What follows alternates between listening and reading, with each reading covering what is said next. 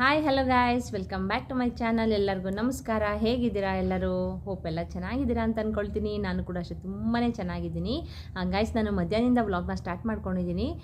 ಇವತ್ತಿನ ಟಾಪಿಕಲ್ಲಿ ಯಾವ ತಾಯಿಗೆ ತಾನೇ ಇಷ್ಟ ಇರೋದಿಲ್ಲ ಅಲ್ವಾ? ನಮ್ಮ ಮಗು ತುಂಬ ಚೆನ್ನಾಗಿ ಉಡಬೇಕು ಆ್ಯಂಡ್ ನೋಡಲಿಕ್ಕೆ ಸುಂದರವಾಗಿರಬೇಕು, ಮತ್ತು ತುಂಬ ದಪ್ಪಗಾಗಿ ಉಡಬೇಕು, ಮಗು ನಾರ್ಮಲ್ ವೆಯ್ಟ್ ಅನ್ನೋದು ನಮ್ಮ ಮಗುಗೆ ಇರಬೇಕು ಅಂತ ತುಂಬ ಜನಕ್ಕೆ, ಅಂದರೆ ಎಲ್ಲ ತಾಯಂದಿರಿಗೂ ಕೂಡ ಆಸೆ ಇದ್ದೇ ಇರುತ್ತೆ ಅಲ್ವಾ? ಸೊ ಹಾಗಾಗಿ ನೀವು ಏನು ಮಾಡಬೇಕು ಅಂದರೆ, ನೀವು ಯಾವ ರೀತಿ ಇದ್ದರೆ ಈ ರೀತಿ ಆಹಾರ ಪದಾರ್ಥಗಳನ್ನ ತೊಗೊಳ್ಳೋದಾಗಿರಬಹುದು ಆ್ಯಂಡ್ ನೀವು ಯಾವ ರೀತಿ ಇರಬೇಕು ಅದನ್ನೆಲ್ಲ ನಾನು ಇವತ್ತಿನ ವಿಡಿಯೋದಲ್ಲಿ ನಿಮಗೆ ತಿಳಿಸ್ಕೊಡ್ತೀನಿ. ವಿಡಿಯೋನ ಎಲ್ಲೂ ಸ್ಕಿಪ್ ಮಾಡಬೇಡಿ, ಎಂಡಿಂಗ್ವರೆಗೂ ನೋಡಿ. ಹಾಗೆಯೇ ನಿಮಗೆ ಗೊತ್ತಲ್ಲ, ನನ್ನ ಚಾನಲ್ಗೆ ಸಬ್ಸ್ಕ್ರೈಬ್ ಮಾಡ್ಕೊಳ್ಳಿದಾರರು ದಯವಿಟ್ಟು ಸಬ್ಸ್ಕ್ರೈಬ್ ಮಾಡಿಕೊಂಡು ಸಪೋರ್ಟ್ ಮಾಡಿ. ಈ ವಿಡಿಯೋ ನಿಮ್ಗೆ ಇಷ್ಟ ಆದರೆ ಲೈಕ್ ಮಾಡಿ, ಶೇರ್ ಮಾಡಿ, ಕಮೆಂಟ್ ಮಾಡಿ ಅಂತ ಹೇಳ್ತಾ ಬನ್ನಿ, ತಡ ಮಾಡಿದೆ ಫಟಾಫಟ್ ಅಂತ ವಿಡಿಯೋನ ಶುರು ಮಾಡ್ಕೊಳ್ಳೋಣ. ಗೈಸ್, ಮೊದಲೇದಾಗಿ ಹೇಳಬೇಕು ಅಂತ ಅಂದರೆ, ನನ್ನ ಮಗನ ವೆಯ್ಟ್ ಬಂದು 3.8 kg ಇದ್ದ. ಅವನ ಬರ್ತ್ ವೆಯ್ಟ್ ಬಂದು 3.8 kg. ಸೊ ಯಾಕೆ ಹೇಳಿದೆ ಅಂತಂದರೆ, ನಾನು ಯಾವ ರೀತಿ ಫುಡ್ನ ತೊಗೊಳ್ತಾ ಇದ್ದೆ ಆ್ಯಂಡ್ ನಾನು ಯಾವ ರೀತಿ ಇದ್ದೆ ಅಂತ ನಿಮಗೆ ತಿಳಿಸ್ಕೊಟ್ರೆ ನಿಮಗೂ ಕೂಡ ಅದು ಹೆಲ್ಪ್ ಆಗುತ್ತಲ್ವಾ?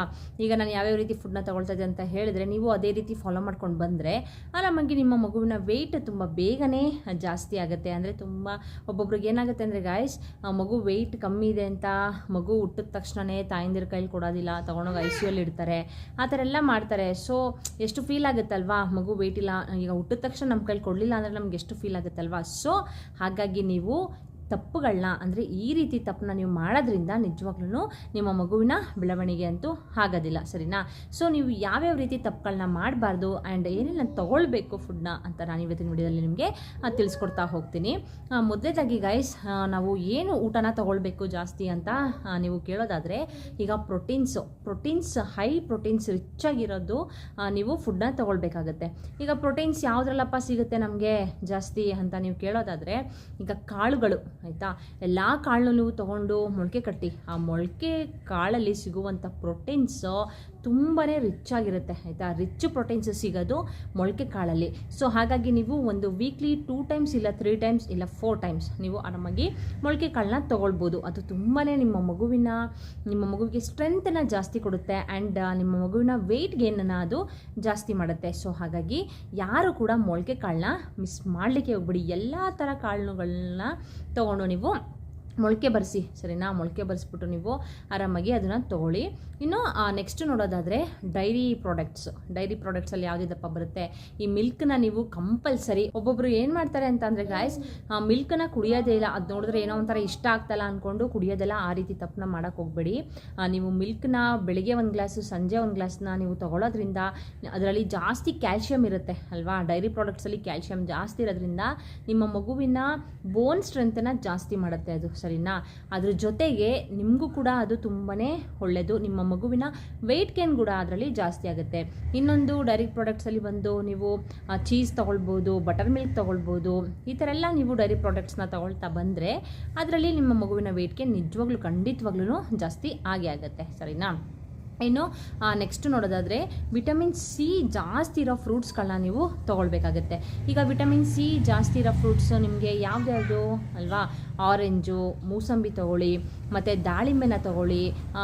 ಇದು ಮೂಸಂಬಿ ಮತ್ತು ಆರೆಂಜಲ್ಲಿ ನಿಮಗೆ ವಿಟಮಿನ್ ಸಿ ನಿಮಗೆ ಜಾಸ್ತಿ ಇರೋದ್ರಿಂದ ಅದನ್ನು ಜಾಸ್ತಿ ತೊಗೊಳ್ಳೋದು ಒಳ್ಳೆಯದು, ಸರಿನಾ? ಇನ್ನು ನೆಕ್ಸ್ಟ್ ದಾಳಿಂಬೆ, ಗ್ರೇಪ್ಸ್ನ ತೊಗೊಳ್ಳಿ, ತುಂಬಾ ಒಳ್ಳೆಯದು. ಈ ಚಿಕ್ಕ ಗ್ರೇಪ್ಸ್ ಬರುತ್ತಲ್ಲ ಗ್ರೀನ್ ಕಲರು, ಅದನ್ನು ತೊಗೊಳ್ಳಿ, ತುಂಬಾ ಒಳ್ಳೆಯದು. ಇನ್ನು ಇದು ನಿಮಗೆ ದಾಳಿಂಬೆಲ್ಲೂ ಅಷ್ಟೇ. ನಿಮಗೇನಾದರೂ ಈಗ ಒಬ್ಬೊಬ್ರಿಗೆ ಏನಾಗ್ಬಿಡುತ್ತೆ ಅಂತಂದರೆ ಬ್ಲಡ್ ಕಮ್ಮಿ ಇರುತ್ತೆ ಪ್ರೆಗ್ನೆನ್ಸಿ ಟೈಮಲ್ಲಿ. ಸೊ ಅವರಿಗೆ ಏನು ಮಾಡ್ತಾರೆ ಅಂತಂದರೆ ಕರ್ಕೊಂಡೋಗಿ ಬ್ಲಡ್ ಕಟ್ಸೋದು ಆ ಥರ ಎಲ್ಲ ಮಾಡ್ತಾರೆ ಗಾಯ್ಸ್. ಆ ಥರ ಎಲ್ಲ ಮಾಡಿಸ್ಕೊಳಕ್ಕೆ ಹೋಗ್ಬೇಡಿ. ಪ್ಯೂರಾಗಿರೋ ಬ್ಲಡ್ನ ನಾವು ನಮ್ಮ ಬಾಡಿನಲ್ಲೇ ಇನ್ಕ್ರೀಸ್ ಮಾಡ್ಕೊಳ್ಬೇಕು ಅಂತಂದರೆ ಈ ರೀತಿ ಫುಡ್ಗಳನ್ನ ನಾವು ತೊಗೊಳ್ಬೇಕು. ದಾಳಿಂಬೆನ ನೀವು ಜಾಸ್ತಿ ತೊಗೊಳ್ಳೋದ್ರಿಂದ ನಿಮಗೆ ಬ್ಲಡ್ ಏನು ಪ್ರಾಬ್ಲಮ್ ಆಗೋದಿಲ್ಲ, ಬ್ಲಡ್ ಜಾಸ್ತಿ ಇನ್ಕ್ರಿಮೆಂಟ್ ಆಗುತ್ತೆ, ಸರಿನಾ? ಸೊ ಈ ರೀತಿ ಫ್ರೂಟ್ಸ್ಗಳನ್ನ ನೀವು ತೊಗೊಳ್ಳಿ. ಇದ್ರ ಜೊತೆಗೆ ಗಾಯ್ಸ್, ನೀವು ಸೊಪ್ಪು ತರಕಾರಿಗಳನ್ನ ಜಾಸ್ತಿನೇ ತೊಗೊಳ್ಳಿ, ಸರಿನಾ? ಸೊಪ್ಪು ತರಕಾರಿ ನೀವು ಎಷ್ಟು ತಿಂತೀರಾ ನಿಮ್ಮ ಮಗುವಿನ ಬೆಳವಣಿಗೆ ಅಷ್ಟು ಚೆನ್ನಾಗಿ ಆಗುತ್ತೆ, ಸರಿನಾ? ಅದ್ರ ಜೊತೆಗೆ ನಿಮಗೂ ಕೂಡ ತುಂಬಾ ಒಳ್ಳೆಯದು. ಅಂದರೆ ನಿಮಗೆ ಆ ಪ್ರೆಗ್ನೆನ್ಸಿ ಟೈಮಲ್ಲಿ ಕಾನ್ಸ್ಟಿಪೇಷನ್ ಸಮಸ್ಯೆ ಬರೋ ಪ್ರಾಬ್ಲಮ್ ತುಂಬಾ ಜಾಸ್ತಿ ಇರುತ್ತೆ, ಸರಿನಾ? ಸೊ ಹಾಗಾಗಿ ನೀವು ಈ ಥರ ನಾರಿನಾಂಶ ಜಾಸ್ತಿ ಇರೋ ಸೊಪ್ಪುಗಳನ್ನ ತೊಗೊಳೋದ್ರಿಂದ ನಿಮಗೆ ಕಾನ್ಸ್ಟಿಪೇಷನ್ ಸಮಸ್ಯೆನೂ ಬರಲ್ಲ. ಹಾಗೆಯೇ ನಿಮಗೂ ಕೂಡ ತುಂಬಾ ಒಳ್ಳೆಯದು. ನಿಮ್ಮ ಮಗುವಿನ ವೆಯ್ಟ್ ಗೇನ್ ಕೂಡ ತುಂಬ ಬೇಗನೆ ಆಗುತ್ತೆ, ಸರಿನಾ? ಇನ್ನು ನಾನ್ ವೆಜ್ ಕಡೆ ನೋಡೋದಾದರೆ ಅನ್ನೋದಾದರೆ ಡೈಲಿ ಒಂದೊಂದು ಎಗ್ನ ತೊಗೊಳ್ಳೋದು ತುಂಬಾ ಒಳ್ಳೆಯದು, ಸರಿನಾ. ಎಗ್ಗು ಈಗ ಏನಾದರೂ ನೀವು ಚಿಕನ್ ತಿನ್ನೋರಾಗಿದ್ದರೆ ಇಲ್ಲ ಮಟನ್ ತಿನ್ನೋರಾಗಿದ್ದರೆ ಈ ಥರ ಎಲ್ಲ ಚಿಕನ್ನು ಮಟನ್ ಎಲ್ಲ ಜಾಸ್ತಿ ತೊಗೊಳ್ಳಿ. ಚಿಕನ್ನು ಮಟನ್ನು ಜಾಸ್ತಿ ನೀವು ತೊಗೊಳ್ಳೋದ್ರಿಂದ ನಿಜವಾಗ್ಲೂ ನಿಮ್ಮ ಮಗುವಿನ ವೆಯ್ಟ್ ಅನ್ನೋದು ತುಂಬ ಜಾಸ್ತಿನೇ ಆಗುತ್ತೆ, ಸರಿನಾ. ನಾನಂತೂ ಗಾಯ್ಸ್ ತುಂಬಾ ನಾನ್ ವೆಜ್ನ ತೊಗೊಂಡಿದ್ದೀನಿ ಆ ಟೈಮಲ್ಲಿ. ನನ್ನ ಮಗುವೊಂದು ವೆಯ್ಟು ತುಂಬ ಅಂದರೆ 3.8 kg ಇತ್ತಲ್ವಾ. ಸೊ ನಾನು ಜಾಸ್ತಿ ನಾನ್ ವೆಜ್ನ ತೊಗೊಳ್ತಾ ಇದ್ದೆ, ಜೊತೆಗೆ ಸೊಪ್ಪು ತರಕಾರಿಗಳನ್ನ ನಾನು ತುಂಬ ಚೆನ್ನಾಗಿ ತಿಂತಾಯಿದ್ದೆ, ಫ್ರೂಟ್ಸ್ ತೊಗೊಳ್ತಾ ಇದ್ದೆ, ಮತ್ತು ಜಾಸ್ತಿ ಇದ್ರ ಜೊತೆಗೆ ನೀರನ್ನು ಜಾಸ್ತಿ ಕುಡಿಬೇಕು ನಾವು, ಸರಿನಾ. ಅಕಸ್ಮಾತ್ ನಿಮ್ಮ ಮಗುವಿನ ಸುತ್ತ ಇರೋ ನೀರೇನಾದರೂ ಕಮ್ಮಿ ಆಗಿಬಿಟ್ರೆ ತುಂಬಾ ಪ್ರಾಬ್ಲಮ್ ಆಗಿಬಿಡುತ್ತೆ. ಸೊ ಅದಕ್ಕೆ ಡಾಕ್ಟ್ರು ನಿಮ್ಗೆ ಹೇಳ್ತಾರೆ ಡೈಲಿ ಈ ಥರ 3 ರಿಂದ 4 ಲೀಟ್ರಷ್ಟು ನೀವು ನೀರನ್ನ ಕುಡಿಲೇಬೇಕು ಅಂತ ಹೇಳ್ತಾರೆ. ನಾನು ಏನು ಮಾಡ್ತಿದ್ದೆ ಅಂತ ಅಂದರೆ, ನನಗೆ ಸ್ವಲ್ಪ ಆ ಟೈಮಲ್ಲಿ ಪ್ರೆಗ್ನೆನ್ಸಿ ಟೈಮಲ್ಲಿ ಬಾಡಿ ತುಂಬಾ ಹೀಟ್ ಆಗ್ತಾಯಿತ್ತು. ನನಗೆ ನಾರ್ಮಲ್ ಹೀಟ್ಗಿಂತ ಡಬಲ್ ಹೀಟ್ ಅಂತಲೇ ಹೇಳ್ಬೋದು. ಆ ಹೀಟ್ ಆಗ್ತಾ ಇರೋದ್ರಿಂದ ನಾನು ಏನು ಮಾಡ್ತಿದ್ದೆ, ಮಜ್ಜಿಗೆನ ತೊಗೊಳ್ತಾ ಇದ್ದೆ. ನಾನು ನಾರ್ಮಲ್ ಡೇಸಲ್ಲೆಲ್ಲ ಗಾಯ್ಸ್ ಮಜ್ಜಿಗೆನೆಲ್ಲ ತೊಗೊಂಡ್ರೆ ನನಗೆ ಫುಲ್ಲು ಕೋಲ್ಡ್ ಆಗಿಬಿಡುತ್ತೆ, ತಲೆನೋವು ಆ ಥರ ಎಲ್ಲ ಸ್ಟಾರ್ಟ್ ಆಗಿಬಿಡ್ತಿತ್ತು. ಬಟ್ ನನಗೆ ಈ ಥರ ಪ್ರೆಗ್ನೆನ್ಸಿ ಟೈಮಲ್ಲಿ ತುಂಬಾ ಬಾಡಿ ಎಷ್ಟು ಹೀಟ್ ಆಗ್ತಿತ್ತು ಅಂದರೆ ಚೆಸ್ಟ್ ಕೆಳಗಡೆ ತುಂಬಾ ಸುಡ್ತಿತ್ತು ನನಗೆ, ಅಷ್ಟು ಹೀಟು. ಏನು ತಿಂದರೂ ಕಂಟ್ರೋಲ್ ಆಗ್ತಿಲ್ಲ ನನಗೆ. ಈ ಹೆಸ್ರು ಬೇಳೆ ಇದೆಯಲ್ಲ, ಹೆಸ್ರು ಬೇಳೆನ ನೆನೆಸ್ಬಿಟ್ಟು ಅದನ್ನು ಮಾಡಿಕೊಂಡು ಅಂತಂದರೆ ಉಪ್ಪು ಮೆಣಸು ಎಲ್ಲ ಹಾಕ್ಕೊಂಡು ಅದನ್ನು ಕೂಡ ತಿಂತಾಯಿದ್ದೆ.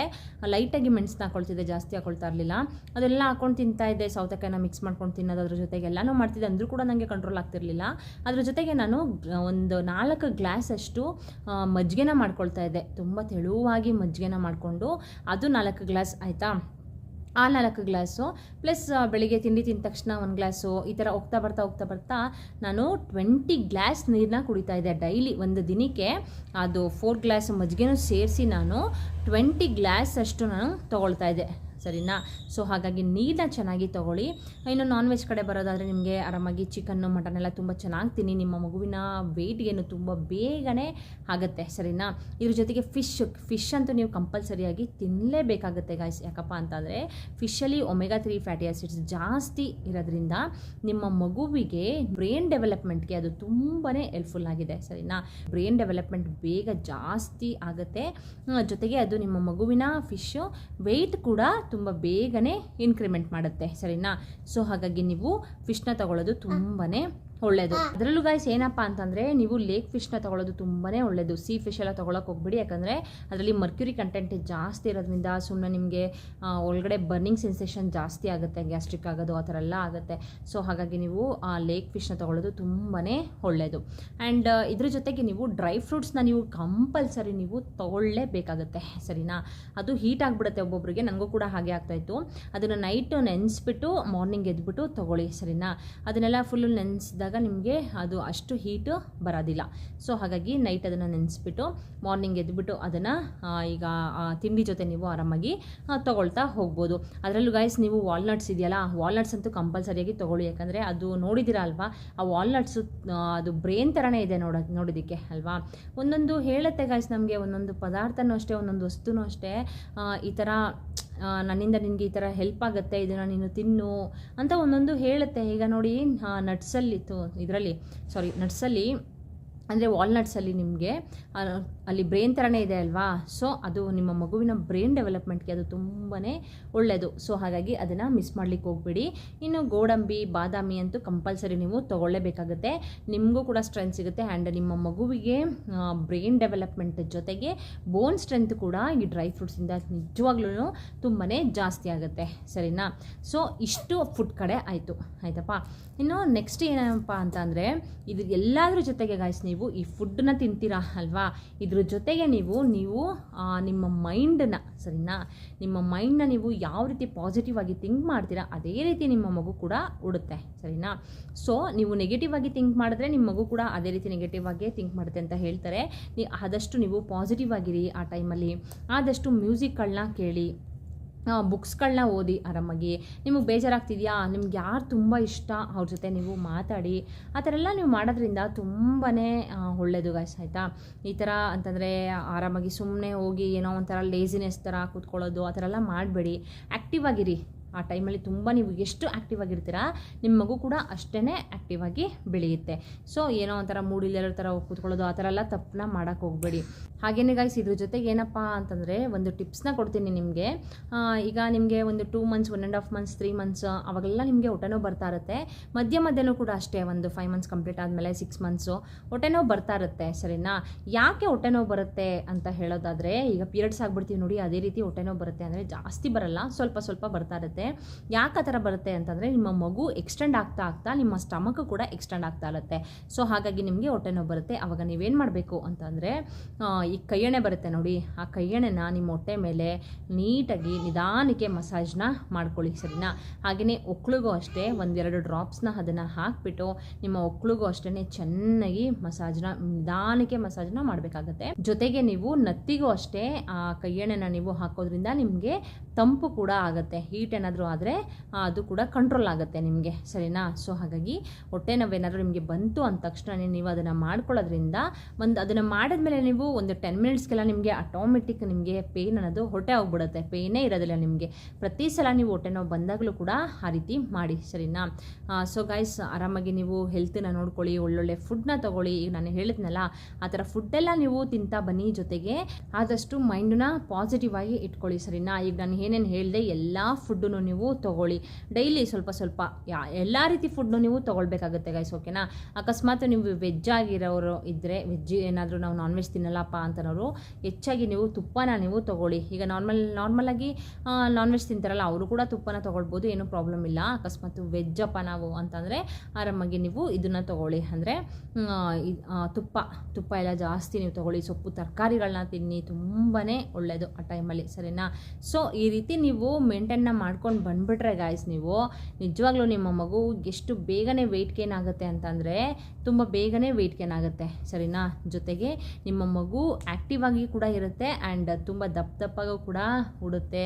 ಆ್ಯಂಡ್ ಈ ದಾಳಿಂಬೆ ಎಲ್ಲ ಏನಂತಂದರೆ ಮಗುವಿನ ಸ್ಕಿನ್ ಡೆವಲಪ್ಮೆಂಟ್ಗೂ ಕೂಡ ಒಳ್ಳೆಯದು. ಅದು ವಿಟಮಿನ್ ಸಿ ಫ್ರೂಟ್ಸ್ ಅಲ್ವಾ ಅದು. ಈ ಆರೆಂಜ್ ಎಲ್ಲ ವಿಟಮಿನ್ ಸಿ ಜಾಸ್ತಿ ಇರೋದ್ರಿಂದ ಅದನ್ನು ನೀವು ತೊಗೊಳೋದ್ರಿಂದ ನಿಮ್ಮ ಮಗುವಿನ ಸ್ಕಿನ್ ಟೋನ್ ಕೂಡ ತುಂಬಾ ಚೆನ್ನಾಗಿರುತ್ತೆ. ಸರಿನಾ?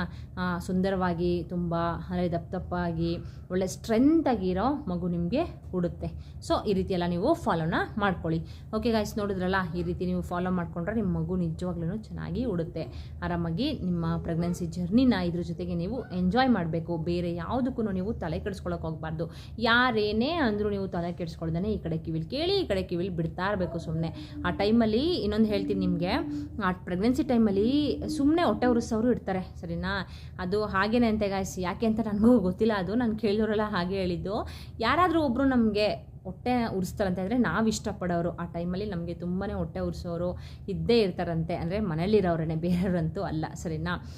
ಸೊ ಹಾಗಾಗಿ ಯಾರೇನು ಹೇಳಿದ್ರು ನೀವು ತಲೆ ಕೆಡಿಸ್ಕೊಬೇಡಿ, ಟೆನ್ಷನ್ ಮಾಡ್ಕೋಬೇಡಿ. ಟೆನ್ಷನ್ ಮಾಡಿಕೊಂಡ್ರೆ ಬೇರೆ ರೀತಿ ಪ್ರಾಬ್ಲಮ್ಸನ್ನು ನೀವು ಫೇಸ್ ಮಾಡಬೇಕಾಗತ್ತೆ. ಈಗ ಇಂಟರ್ನಲ್ ಬ್ಲೀಡಿಂಗ್ ಆಗೋದು ಆ ಥರ ಎಲ್ಲ ಆಗುತ್ತೆ. ಸುಮ್ಮನೆ ಟೆನ್ಷನ್ ತೊಗೊಳ್ಳೋದು, ಕಿಚ್ಚಾಡೋದು, ಕೂಗಾಡೋದು ಆ ಥರ ಎಲ್ಲ ಆಗಿಬಿಟ್ರೆ ನಿಮಗೆ BP ಬರೋ ಚಾನ್ಸಸ್ ಇರುತ್ತೆ, ಶುಗರ್ ಬರೋ ಚಾನ್ಸಸ್ ಇರುತ್ತೆ. ಓಕೆನಾ? ಸೊ ನಿಮಗೆ ಇಂಟರ್ನಲ್ ಬ್ಲೀಡಿಂಗ್ ಆಗೋ ಚಾನ್ಸಸ್ ಇರುತ್ತೆ. ಸೊ ಹಾಗಾಗಿ ಆ ಟೈಮಲ್ಲಿ ನೀವು ಎಷ್ಟು ಕೂಲಾಗಿರ್ತೀರೋ ಅಷ್ಟೇ ಒಳ್ಳೆಯದು. ಒಳ್ಳೊಳ್ಳೆ ಮ್ಯೂಸಿಕ್ಗಳನ್ನ ಕೇಳಿ, ತುಂಬಾ ಒಳ್ಳೆಯದು. ಓಕೆ ಗೈಸ್, ಇವತ್ತಿನ ವಿಡಿಯೋನ ಇಲ್ಲಿಗೆ ಎಂಡ್ ಮಾಡ್ತೀನಿ. ನಿಮಗೆಲ್ಲ ಯೂಸ್ಫುಲ್ ಆಯಿತು ಅಂತ ಅಂದ್ಕೊಳ್ತೀನಿ.